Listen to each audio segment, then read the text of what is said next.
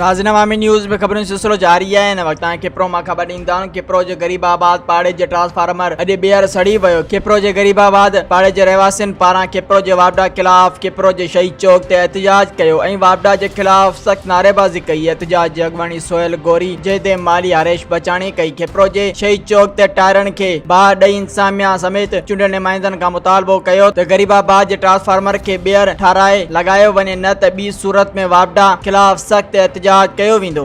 वफद हमारा यहाँ से गया था, उसने हमको कोई रिस्पॉन्स नहीं दिया। क्या कहा उन्होंने वो जो हमारा खान मोहम्मद अबड़ा वो हमसे पैसे मांगने की तजवीज़ कर रहा है कि हमें पैसे दो तो आपको हम अपना अड्डा नया लगा के। जब भी लगाते हैं, छठी दफ़ा लगाया, छठी दफ़ा ये फट गया। 2 घंटे से ज़्यादा नहीं चल रहा है। हमारे घरों में पानी नहीं है, कपड़े नहीं धुले हुए लोगों के, और बच्चे छोटे गर्मी मरे। गर्मी इतनी शदीद है कि वापडा को एक रात हमारे तो मोहल्ले में आके चारपाई लगा के फिर तो उसको पता पड़े हमारे लिए। तो ये हमारा रिप्लेस करके हमारा ये ट्रांसफार्मर नया लगाया जाए। ॾींहंनि खां आयो मच्छरनि जो आज़ार आहे, ॿार बचा पानी जो वॾा मसला आहिनि। डेली ट्रांसफार्मर जो ठाहे था वञनि, उहो जुगाड़ी कमु करे वरी जेको आहे रवाना थी वञे। हिन जे करे महिरबानी करे जेको आहे असांजे ट्रांसफार्मर जेको आहे नओं लॻायो वञे ऐं हुनखे अपग्रेड कयो वञे। इहो महिरबानी थी हुननि जी।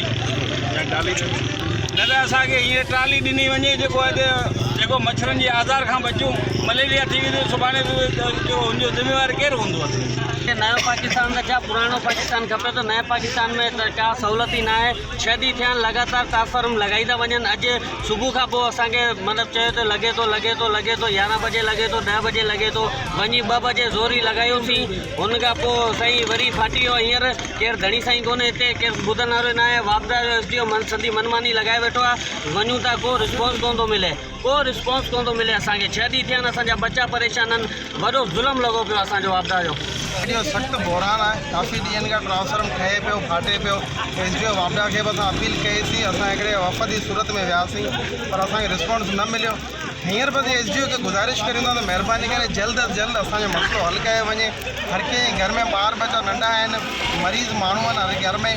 उन्हनि जो ओल्ड एज जो जीअण ॾाढो झंझाल आहे। लाइट खां सवाइ हर माण्हू, लाइट असांजो बुनियादी हक़ आहे, जेको असांखे बुनियादी हक़ असांखे महिरबानी करे अर्ज़ु गुज़ारिश था करियूं त असांखे ॾिनो वञे।